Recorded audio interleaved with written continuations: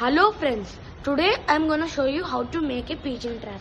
First take a cotton box and cut it in 3 sides like this, and take 2 sticks and a rubber band and keep the sticks into these holes and fix it like this.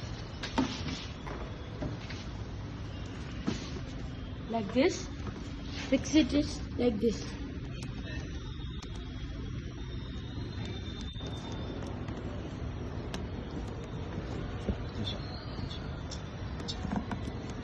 Like this, and then take a stick and keep it like this. And keep some rice here, and when the pigeon steps into this like this, it will get trapped into this.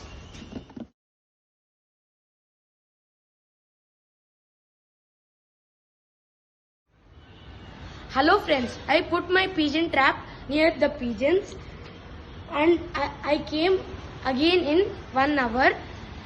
You can see the pigeon inside in the trap.